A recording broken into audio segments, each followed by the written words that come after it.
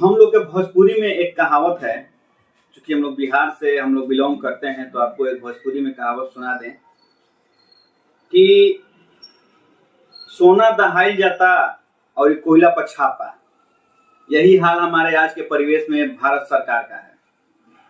जहां आप देख रहे हैं कि हम लोग को सहारा का भुगतान करने के लिए आनन फानन में, चूंकि चुनाव आ रहा है, लोकसभा का चुनाव, तो आनन फानन में अमित शाह जी के द्वारा एक सीआरसीएस पोर्टल लॉन्च करके हमारे सामने फेंक दिया जा रहा है कि लीजिए आप लोग इसी में बजे रहिए और हम अपना जो चुनावी मुद्दा है आपके सामने रख कर और आपका वोट हम लोग प्राप्त करते रहें। हम इसलिए कह रहे हैं कि हम लोग बजे रहें क्योंकि आप जानते हैं कि जब 18 जुलाई को अमित शाह के द्वारा जब सीआरसीएस पोर्टल लॉन्च किया गया था, उस समय से अभी तक समस्या में केवल घिरा हुआ है तो वह एक आम नागरिक घिरा हुआ है, जिसमें आप और हम आते हैं। बिल्कुल नागेश जी, आप बिल्कुल सही कह रहे हैं। 18 जुलाई को हमें यह ढकोसला दिया गया था, हमें यह सांत्वना दी गई थी हमारे देश के माननीय तथा कथित गृह मंत्री के द्वारा कि भैया आप अपना सहारा के जितने भी हमारे जमा करता है वो सभी लोग अपना आवेदन सीआरसीएस पोर्टल के थ्रू करिए। आपके आवेदन के उपरांत जांचोपरांत आपका भुगतान राशि दिया जाएगा। और इन पूरे समय अवधि में सब लोगों ने दौड़ दौड़ कर अपने न जाने किस किस सेक्टर से, जितने सहारा ऑफिस के कई ब्रांचेज बंद हो चुके हैं, वो लोग परेशान होते हुए सारे के सारे उपभोक्ता अथक परिश्रम के बावजूद अपने सर्टिफिकेट को निकाल कर अपने सारे जमा पूंजियों को वापस से पोर्टल पर उन्होंने अपलोड किया। उसमें भी उन्होंने अपनी राशि खर्च की और खर्च करने के बाद कम से कम उन्हें ये सांत्वना मिला था कि उनको जो एक मुश्त राशि 10,000 रुपए कम से कम मिलने वाली है प्रथम भुगतान देय के रूप में, जैसा कि अमित शाह जी ने कहा है, वो कम से कम उन्हें मिलेगा। लेकिन देखने में क्या आ रहा है आज के समय में कि इतने दिन बीतने के पश्चात 18 जुलाई का पोर्टल लॉन्च, जिन्होंने एप्लीकेशन दिया है, आज 1 लाखों से ज्यादा आवेदन जा चुके हैं और उनमें से अब क्या आ रहा है सुनने में 1 महीने बाद, 1.5 महीने बाद, कि उन लोगों के पास अब रिजेक्शन का मैसेज जा रहा है। कहां तक ये न्यायोचित है, कहां तक ये न्याय संगत है? जी हाँ, आपके ऊपर भी मैसेज गया होगा। जो लोग भी, चूंकि 18 जुलाई 2023 को सीआरसीएस पोर्टल लॉन्च किया गया था आपकी सुविधा के लिए, और उसके बाद 18 और 19-20 को तो साइट लगभग स्लो चल रहा था, तो हमको लग रहा है कि 22 जुलाई से लोगों ने अपना आवेदन चालू कर दिया था। कुछ लोग हैं हमारे ज्ञात में जो कि 22 जुलाई को मैसेज किए थे, अपना अप्लाई किए थे। उसके बाद वो लोग हमसे कांटेक्ट में भी हैं, वो लोग हमसे बार बार पूछ रहे थे कि भाई मैंने 22 तारीख को ही किया था, मेरा अभी तक कुछ नहीं हुआ, क्या होगा क्या होगा। तो कल परसों से सबके मोबाइल पर एक मैसेज आ रहा है, वो मैं मैसेज आपको पढ़ के बताना चाहूंगा। कृपया आप मैसेज पढ़ के बताइए क्या है उसका मतलब और ये मैसेज आ क्या रहा है। मैसेज मैं आपको बता रहा हूँ वो मैसेज क्या आ रहा है। उस मैसेज पर इनके द्वारा यह कहा जा रहा है कि your claim application number is that dated on this, account number this, receipt number this, society name Saharia Bhopal के नाम से जो हम लोगों ने क्लेम किया था उसका आया हुआ है कि Bhopal has some deficiency, details में kindly be checked by logging on the portal CRCS. यानी कि आपने जो आवेदन दिया है उस आवेदन में कुछ कमियां पाई गई हैं। अब हैरानी की बात ये है कि आपने जो जो पोर्टल पर डिटेल मांगा वो हमने यथासंभव, जैसी हमारी समझ थी उसके अकॉर्डिंग हमने उसको अपलोड कर दिया। अपलोड करने के बाद अब आप बोल रहे हो कि कुछ डिफिशियंसी पाई गई हैं। अब आप उस डिफिशियंसी को बता नहीं गए हो। जब हम उस पोर्टल पर लॉगिन करने जाते हैं कि जैसे कि आपने मैसेज के द्वारा हमें ये सूचित किया है कि आप उस पोर्टल पर जाइए, लॉगिन करिए, आपको बताया जाएगा कि आपकी डिफिशियंसीज क्या हैं। वहां कुछ भी सो ही नहीं हो रहा है, अंडर प्रोसेस दिखा रहा है। किस प्रकार की भाई डिफिशियंसी है? अब कंज्यूमर क्या करे? उस पे भी सबसे खास बात यह है कि आपको 1 महीने मैसेज आने की 1 महीने के बाद आपको सुधार का ऑप्शन मिलेगा। अब भाई जब गलती है तो आप उसे इंस्टेंट सुधार का ऑप्शन क्यों नहीं दे रहे हो? 1 महीने बाद सुधार देने का क्या ऑप्शन है? आप कुल मिलाकर ये कहना चाह रहे हो कि बाबा जी हम 116 लोगों का भुगतान कर चुके हैं, वो भी पता नहीं किया है कि नहीं किया है, किसे किया है, उसका कोई डाटा कहीं पर भी अवेलेबल नहीं है। और उसके बाद आप ये नया एक और हम लोगों को प्रताड़ित करने वाला कार्य आप ये करवा रहे हो कि डिफिशियंसी का मैसेज जा रहा है। मैसेज जाने के बाद अब आप ये भी नहीं बता रहे हो कि डिफिशियंसी किस प्रकार का है, कि किस प्रकार की डिफिशियंसी को हम दूर करें कि हमारा पैसा हमें वापस मिल पाए। यानी कि कुल मिलाकर इतना ज्यादा कंफ्यूजन मैंने कहीं नहीं देखा है। इतने बड़े निवेशक का ये मार्केट है, करीब 12-13 करोड़ लोग उपभोक्ता हैं जो इसमें निवेश किए हुए हैं। इतने बड़े प्लेटफॉर्म को ये सुविधा नहीं दे पा रहे हैं, ये सहूलियत नहीं दे पा रहे हैं, तो आने वाले भविष्य में ये क्या करेंगे मुझे कुछ समझ में नहीं आ रहा। जैसा कि आपने मैसेज पढ़ा अभी, मैंने अपने या बहुत सारे डिपॉजिटर हैं जिनके पास 50-50, 60-60, 20-20 अकाउंट हैं, बॉन्ड हैं, वो सारे बॉन्ड को एक साथ डिमांड किए थे।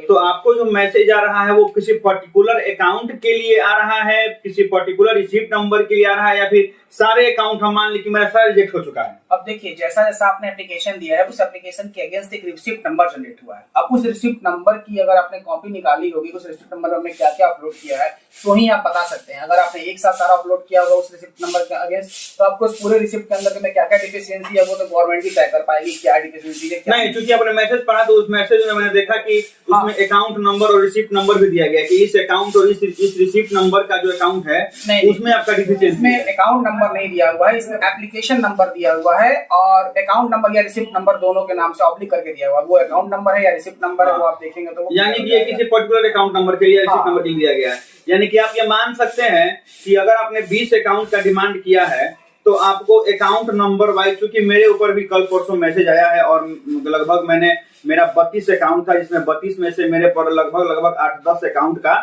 मैसेज आया है कि आपका ये डिफिशियंसी इसमें कुछ पाया गया है, आपका बाद में भुगतान होगा या फिर बाद में आप इसको सुधार सकते हैं। तो आप ये मत कंफ्यूज रहिएगा कि आपका टोटल अकाउंट जो है उसमें डिफिशियंसी पाया गया है। आप एक बात ध्यान रखिए कि आपको पर्टिकुलर अकाउंट से ही मैसेज आ रहा होगा, मतलब कि आपका अकाउंट नंबर, रिसीप्ट नंबर ये उसमें लिखा होगा, आपका केवल उसी अकाउंट और उसी रिसीप्ट नंबर में कुछ डिफिशियंसी पाई गई है। और जो कि हमारे पर मैसेज अभी सर ने दिखाया वो सहारियन का था। अब कुछ लोग का ये कहना है कि सहारियन का डिफिशियंसी इसलिए दिखा रहा है कि डिमांड करते वक्त कुछ लोगों ने शुरू ये किया था कि जो पॉइंट में सहारियन का कुछ पैसा था और कुछ आपका अमाउंट में था, तो उन्होंने उसको ऐड नहीं किया था, वो बिना ऐड किए हुए वो लोग डिमांड कर दिए थे, इसलिए उनका डिफिशियंसी में दिखा रहा है। लेकिन मैं आपको एक बात बता दूं कि मैंने जब अपना खुद का डिमांड किया था, मैं आपको स्क्रीनशॉट दिखा दूंगा, मैंने जब अपना खुद का डिमांड किया था तो मैंने ज्वाइनिंग पॉइंट को ऐड नहीं किया था। मैंने शुरू में जल्दीबाजी में ऐड नहीं किया, क्योंकि बाद में मुझे ही मालूम चला सहारा ऑफिस से कि आपको ज्वाइनिंग पॉइंट को अमाउंट को ऐड करना था, आपको पूरा डिपॉजिट अमाउंट आपका वही होता। तो मैंने भी अपना कुछ अकाउंट जो है वह बिना सहारियन पॉइंट को ऐड किए हुए मैंने डिमांड कर दिया था, लेकिन मेरा भी रिजेक्शन आ गया है। तो अब ये सरकार कैसे वो वहां पे वेरीफाई कर रहा है, क्योंकि सरकार नहीं वहां पे सहारा के अधिकारी बैठे वेरीफाई करने के लिए, तो वो कैसे वेरीफाई कर रहे हैं कुछ मालूम नहीं चल रहा है कि क्यों डिफिशियंसी में जा रहा है, क्या हो रहा है। तो आश्चर्य की बात है नागेश जी, अगर आपको लगता है, एक तो आपने ऐसा पोर्टल अचानक से लॉन्च किया है, अब इस पोर्टल पर आपने कोई भी ऐसा कोई ब्रेक थ्रू नहीं रखा है या कोई ऐसा प्लेटफॉर्म नहीं आपने बनाया हुआ है जिसके थ्रू कंज्यूमर जाकर अपनी समस्याओं का निदान करा सके। सीआरसीएस की हेल्पलाइन पे आप कॉल करिए तो वहां बताने वाले लोग ऐसे बैठे हुए जैसे कि लगता है कि उनको हमसे कम नॉलेज है। ऐसे लोग अगर बैठ के पूरे के पूरे इतनी बड़ी संस्था का, इतने बड़े पोर्टल का अगर संचालन करेंगे तो कहीं ना कहीं देखिए कमियां आना या हम परेशान होना स्वाभाविक सी बात है। और चूंकि परेशान अंततः उपभोक्ता को ही होना पड़ता है और सो वहां हो रहे हैं। सरकार ने अपना डिफिशियंसी दिखा रहा है, तो उस डिफिशियंसी के अंदर कोई रिमार्क्स वो अभी तक नहीं दिया है कि किस प्रकार की डिफिशियंसी पाई गई है, ताकि 1 महीने बाद भी अगर वो समय मिले हमें तो हम उसको जब चेंज करने जाए तो हम वही चेंज कर पाए, हमें दोबारा ये मैसेज ना आए। अगर 1 महीने का समय देने का मतलब तो मुझे यही लग रहा है कि सरकार पैसा देने के बजाय वो टरकाने की कोशिश कर रही है। बात वही है ना, 45 दिन में वो पैसा क्लेम देने वाली थी, अभी 45 दिन में 1 महीना और जोड़ लीजिए। और एक आप देखिए बात कि बहुत कम लोग हैं जो अपने घर से इस आवेदन को कर सकते हैं। बहुत सारे गरीब जनता ऐसे हैं, अनपढ़ लोग हैं जो मजदूर क्लास के हैं, उनके पास तो लैपटॉप वगैरह है नहीं कि वो घर पे आवेदन करे, वो अपना जाके साइबर कैफे से आवेदन करवाए थे। अब आप फिर से आप 30 दिन बाद जब कह रहे हैं कि आपका डिफिशियंसी है, आप उसको फिर से 30 दिन बाद आप उसमें सुधार कर सकते हैं, यानी कि फिर वो मजदूर 30 दिन बाद जाएगा उस साइबर कैफे के बाद और हर एक बॉन्ड पे वो फिर 50-100 रुपए खर्च करेगा, यानी उसका टक्का से भेंट नहीं, और वो जाकर बार बार पैसा अपना खर्चा करता रहे। बात वही हो गया हम लोगों के सामने। तो ये सरकार की नीति हमको समझ में नहीं आ रही है। और आज जो कि भारत G20 का जो है वो सम्मेलन कर रहा है, अध्यक्षता कर रहा है, जहां आप पूरे भारत को वर्ल्ड वाइड पे अच्छा दिखा रहे हैं, लेकिन मोदी जी आपसे एक रिक्वेस्ट होगा कि आप इन गरीब जनता, जो भारत के गरीब जनता है, उन पर थोड़ा ध्यान दीजिए, क्योंकि इन्हीं गरीब जनता के चलते आज भारत देश भी है और आप भी हैं। आप फिर आइएगा 2024 में इसी जनता से आप वोट मांगने के लिए कि मैं आपका नेता हूं, मैं आपके लिए जी रहा हूं, मैं आपके लिए काम कर रहा हूं, लेकिन आपने आनंद फानंद में सीआरसीएस पोर्टल लॉन्च कर दिया और किसी को 1 रुपया से मुलाकात नहीं। अमित शाह जी ने किन 112 लोगों का पेमेंट किया वो भी किसी के सामने नहीं आ रहा है। वो भी 112 लोगों का देखिए केवल 20 से 25 दिन में वेरीफाई करके अकाउंट में पैसे भेज दिया गया, उनमें कोई ऐसा डिफिशियंसी नहीं दिखाई दिया। और इतने दिनों के बाद जो हम लोग को पोर्टल पे हमको आवेदन किए हुए महीना से ऊपर हो गया, 1.5 महीने से ऊपर हो गया है, इसके बाद हमें डिफिशियंसीज का मैसेज आ रहा है। क्या आपका प्रोसीजर है, कैसे उन 116 लोगों का पेमेंट आप कर दिए और अब प्रोसीजर आप क्या बना रहे हैं, इसकी कोई ट्रांसपेरेंसी है ही नहीं। अरे अगर सरकार कुल मिलाकर बेवकूफ बना रही है और कुछ नहीं। ये पूरी की पूरी मैं वाकई में अब सीधे मैं दोष देता हूँ बीजेपी सरकार को, जो केवल अपना पूरे सिस्टम में मटिया पलीत करने पर लगी हुई है। अपने आप को बस दिखावे में सबसे आगे है। डिजिटलाइज कर लीजिए, कितना प्रमोशन दिखा दीजिए, बड़ा से बड़ा प्रमोशन ऑर्गेनाइज किया आपने पोर्टल लॉन्च करने के नाम पर, और पोर्टल चल क्या रहा है? कुछ भी नहीं। अभी तक जहां तक हम लोग को सूचना है 1 करोड़ 30 लाख लोगों ने अपना सीआरसीएस पोर्टल पर रजिस्ट्रेशन कर दिया है। उसके बाद उसमें से लगभग 90 लाख लोगों ने अपना आवेदन को फाइनलाइज कर दिया है, मतलब कि आवेदन अपना कर दिया है, अपना जो भी उसका डॉक्यूमेंट है उसको स्कैन करके सबमिट कर दिया है। अब 90 लाख लोगों में आपने जब शुरू में जब अमित शाह जी एक बार प्रेस कॉन्फ्रेंस कर रहे थे तो उस समय उन्होंने आंकड़ा दिया था कि लगभग 22 लाख लोगों ने आवेदन कर दिया है, जिसमें से 18 लाख लोगों का रजिस्ट्रेशन जो है वो वेरीफाई हो गया है, और उसमें से 112 लोगों का उन्होंने उसी वक्त एक बटन दबाकर और पेमेंट कर दिया था। अब आप सोचिए कि 22 लाख लोगों में केवल 22 लाख लोगों में 18 लाख लोगों का रजिस्ट्रेशन सबमिट हो गया, तो 18 लाख लोगों का पेमेंट जाना चाहिए ना। उसमें से किन 112 लोगों का आपने दिया पेमेंट, आपको ये बताना चाहिए था। अगर आप पारदर्शिता कर रहे हैं तो उन 112 लोगों का, चूंकि बड़ा डाटा तो है नहीं, आप उन 112 लोगों का आप साइट पर जाकर आप लिस्ट दे सकते थे। कहीं ये 112 लोग जिनको अमित शाह ने पैसे भेजे हैं 10,000 रुपए, कहीं ये 112 लोग वो लोग तो नहीं है जो हमारे भारत के बड़े पूंजीपति हैं? क्योंकि जहां तक एक बात है कि ऐसे चीट फंड कंपनियों में जहां एक तरफ गरीब जनता से पैसा तो लिया ही जाता है, वहीं ब्लैक मनी को छुपाने के लिए ऐसे जो बड़े उद्योगपति होते हैं वो भी अपना पैसा कहीं ना कहीं जमा जरूर करते हैं।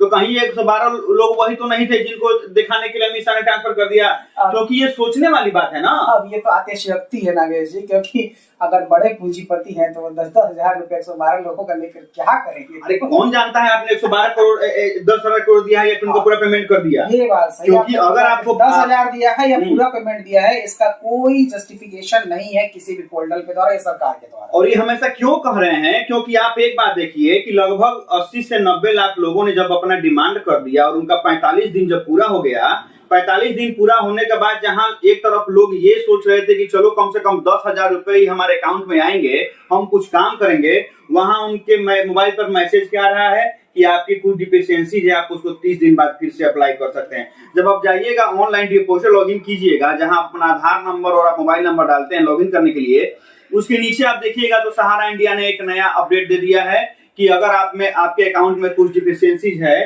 तो आप उसको 30 दिन बाद जाकर फिर से पोर्टल पर और उसको आप सुधार कर सकते हैं। तो डिफिशियंसीज में क्या डिफिशियंसीज है वो चूंकि मोबाइल पर मैसेज आ रहा है कि आप लॉगिन करके देख सकते हैं, और जब हम लॉगिन करते हैं तो हमको फिर वही अंडर प्रोसेसिंग केवल दिखाता है कि आपका अकाउंट जो है अंडर प्रोसेसिंग है। तो जब आप डिफिशियंसीज हमारा नहीं आप क्लियर कीजिएगा क्या है, तो हम फिर 30 दिन बाद जाकर क्या हम ऑनलाइन करेंगे, फिर वही हाल हो गया, फिर हम जाकर अपना सुधारेंगे, हम वही प्रोसेस फिर अपनाएंगे जो पहले अपनाया था, फिर आप वही भेजिएगा कि आपका डिफिशियंसीज है, यानी कि पैसा हमको मिलेगा नहीं, और फिर आप कुछ दिन बाद दिखा दीजिएगा ऑनलाइन कि हमारा 5,000 करोड़ रुपया रिलीज हुआ था वो पैसा खत्म, हमने बांट दिया। किसको बांट दिया उसका कोई हिसाब किताब है नहीं।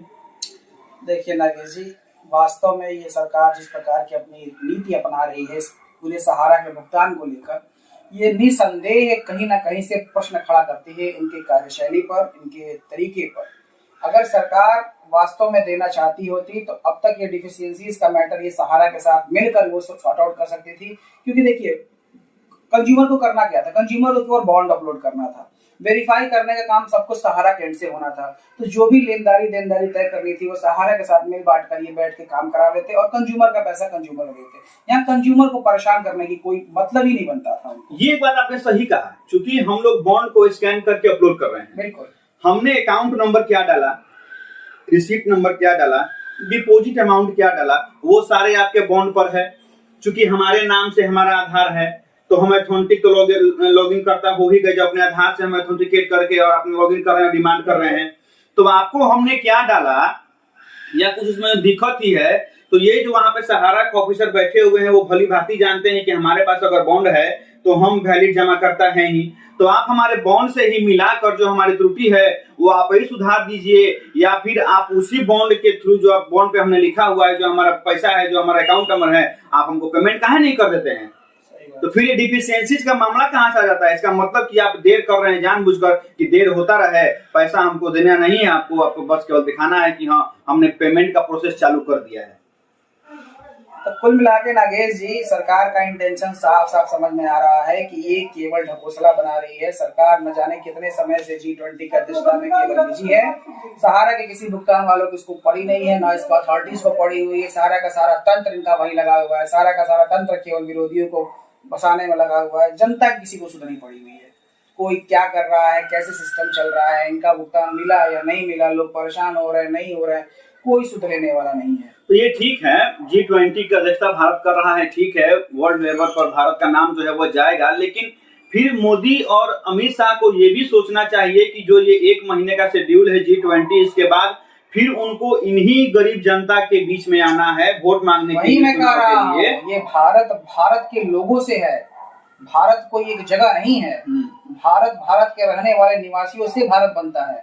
अगर आप इस देश का प्रतिनिधित्व कर रहे हैं तो इस देश के रहने वाली जनता का भी निर्माण आप ही कर रहे हैं, उनका ख्याल भी आप ही को रखना है। अगर यहाँ के 15 करोड़ लोग त्रस्त हैं तो आपको उनको पहले प्रायोरिटी देनी होगी। अगर आपको और भी चीजें प्रायोरिटी देनी है तो इसके लिए एक चैनल आपको बनाना होगा, और उस चैनल को प्रॉपर मॉनिटर करना भी आप ही का काम है। मैं ये नहीं कहता कि ये करना बुरा है, ये बिल्कुल होना चाहिए, लेकिन साथ साथ आप जिस प्रजातांत्रिक देश में रहते हैं उस प्रजातांत्रिक देश की प्रजा का भी ख्याल रखना आपका ही कर्तव्य है। और 14 करोड़ लोग कोई छोटे लोग नहीं होते हैं, ये संख्या कम नहीं होती है।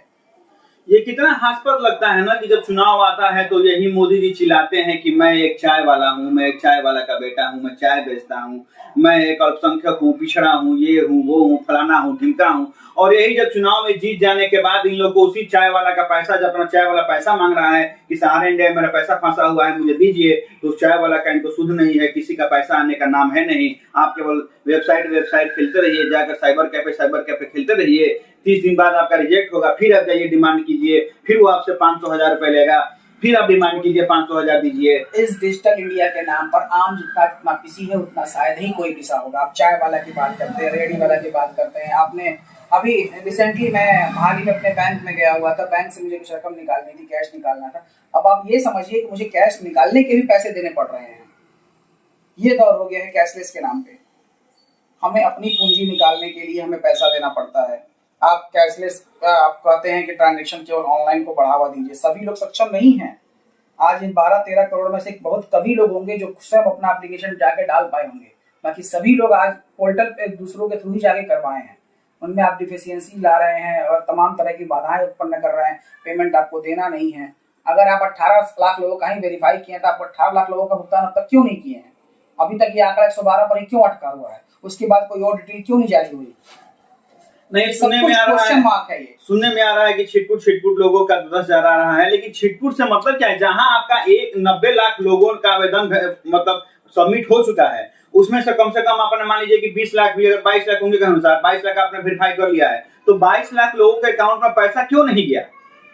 आपको पैसे भेजने चाहिए थे ना। और दूसरा कि जब लोग, केवल ये मत समझिए कि आपने केवल वेबसाइट लॉन्च कर दिया लोग जाकर डिमांड कर देंगे, उसके पहले भी बहुत सारे प्रोसेस हैं। एक आदमी का अगर आधार कार्ड मोबाइल नंबर लिंक नहीं है तो वो जाकर घंटों पहले मोबाइल नंबर लिंक कराता है, उसके बाद उसके पास समस्या आती है कि उसका बैंक में आधार कार्ड केवाईसी हुआ है कि नहीं, फिर वो बैंक में जाता है, फिर वहां पर घंटों लाइन लगता है, वहां पर वो जाकर अपना बैंक से अपना आधार कार्ड को लिंक कराता है। उसके बाद अगर उसका 50,000 से अधिक है तो फिर वो जाता है अपना पैन कार्ड को आधार कार्ड से लिंक कराने के लिए, वहां उसको 1,000 रुपए देने पड़ते हैं, 1100 रुपए देने पड़ते हैं, 1,000 रुपए फीस है। साइबर कैफे वाले कहीं के 200 रुपए भी ले रहे हैं। तो इतनी सारी समस्याओं के बाद भी अगर कोई डिपोजिटर करता अपना डिमांड कर लेता है तो वो आश्वस्त हो जाता है कि चलो 45 दिन बाद जो मैंने इतना दौड़ धूप किया है हमारे अकाउंट में 10,000 रुपए आएंगे। लेकिन आता क्या है? बाबा जी का ठुल्लू वही आता है। You have got deficiencies. Yes, you have got deficiency. Please resubmit the application after the 1 month. 1 month यानी कि 30 दिन बाद आप फिर से जाइए और इतना ही दौड़ धूप कीजिए, पसीना बहाते रहिए, पैसा आने का ठिकाना कुछ है नहीं। तो धन्य है मोदी सरकार और धन्य है हमारे अमित शाह जी जो ऐसे ऐसे वेबसाइट लॉन्च करके और प्रताड़ित कर रहे हैं। किनको? उस चाय वाले को, उस रेडी वाले को, उस गरीब जनता को। क्या वाकई मैं जनता से अपील करना चाहूंगा, क्या आप लोग हमारी बातों से सहमत हैं? अगर सहमत हैं तो हमारे इस वीडियो पे अपना आश्वासन सहमति पत्र लाइक करके जरूर दिखाइएगा, ताकि हम समझ पाए कि क्या हमारी बातें आप तक पहुंच पा रही है और हमारे आप बातों से सहमत हैं और सरकार को इसका एक बड़ा मैसेज जाना चाहिए। तो मैं अपील जरूर करूंगा कि आप लोग इस वीडियो को लाइक, शेयर और सब्सक्राइब जरूर करिएगा, ताकि ज्यादा से ज्यादा हो सके ये बातें लोगों तक पहुंच पाए और कहीं ना कहीं हो सके ये सरकार तक भी बातें पहुंचे और उनके कानों में जो जू नहीं रह रही कम से कम जू रह पाए और हमारी बातों को समझ पाए और हमारी तकलीफों को समझकर इन माध्यमों को, इन परेशानियों को दूर करने का वो कष्ट करे यथाशीघ्र। ये वीडियो इसलिए बनाया गया है कि इस वीडियो का ज्यादा शेयर कीजिए और कम से कम सरकारी तंत्र के पास पहुंचाइए कि लोग कितने परेशान हैं। और दूसरी बात, मैं आपको कुछ छोटी छोटी अपडेट दे दूं कि जैसे बहुत सारे लोग परेशान हैं, आप लोग डिमांड करिए, डिमांड करने से कोई गुरेज मत करिए, क्योंकि जब सुप्रीम कोर्ट के द्वारा ये वेबसाइट और ये सरकार को निर्देश दिया गया है तो आप ऑनलाइन कीजिए, कोई इसमें दिक्कत नहीं है। और बहुत सारे लोग ये पूछते हैं कि जब वो आधार कार्ड से अपना लॉगिन करते हैं या फिर डिमांड करने जाते हैं तो उनका दिखाता है कि आधार कार्ड ऑलरेडी रजिस्टर्ड, तो उसका समस्या का समाधान क्या है। तो एक बात आप ध्यान रखिए कि सीआरसीएस पोर्टल पर जब आप जाते हैं और सबसे पहले आपको करना क्या होता है कि रजिस्टर करना होता है अपने आधार को, यानी कि डिपोजिटर रजिस्टर करना होता है। तो वहां पर आप जो आधार कार्ड नंबर अपना देते हैं, आधार कार्ड नंबर का लास्ट 4 डिजिट और आपको मोबाइल नंबर देना पड़ता है। तो आप ध्यान दीजिए कि आप वही मोबाइल नंबर दीजिए जो आपके आधार कार्ड में लिंक है, दूसरा मोबाइल नंबर न दें। फिर आप वहां पर ओटीपी करके अपना रजिस्टर कर लेते हैं। फिर जब आप नेक्स्ट स्टेप में जाते हैं डिपोजिटर लॉगिन में, तो फिर वहां पर बहुत सारे लोग करते क्या है कि अपना आधार कार्ड नंबर और मोबाइल नंबर वहां पे दूसरा डालने लगते हैं, तो वो आपका ऑलरेडी रजिस्टर दिखाएगा ही। आप वही मोबाइल नंबर डालिए जो आपके आधार कार्ड में रजिस्टर है, वरना आपका यही समस्या आएगा। ठीक है। दूसरा, नेम में डिफरेंस। नेम में अगर आपका छोटा मोटा डिफरेंस है तो उसमें कोई दिक्कत नहीं है, टाइटल में थोड़ा मोटा डिफरेंस है तो उसमें कोई दिक्कत नहीं है, आप डिमांड कीजिए, आपका वो पेमेंट होगा। और जो डिफिशियंसी जो आ रही है तो हम लोग सरकारी तंत्र का हम फॉलो करने के लिए जो भी निर्देश है हम लोग बाध्य हैं। तो आप लोग 30 दिन बाद फिर से अपना लॉगिन करके और अपना जो भी आपका त्रुटि है उसको सुधार कर सकते हैं। और फिलहाल आप अपना लॉगिन कर करके देखते रहिए कि आपका अंडर प्रोसेसिंग दिखा रहा है या फिर वो डिटेल दिखा भी रहा है कि आपका दिक्कत है, और जो आपका सुधारना होगा वो आप सुधार लीजिएगा। तो चलिए मिलेंगे अगले वीडियो में नए अपडेट के साथ, तब तक के लिए धन्यवाद।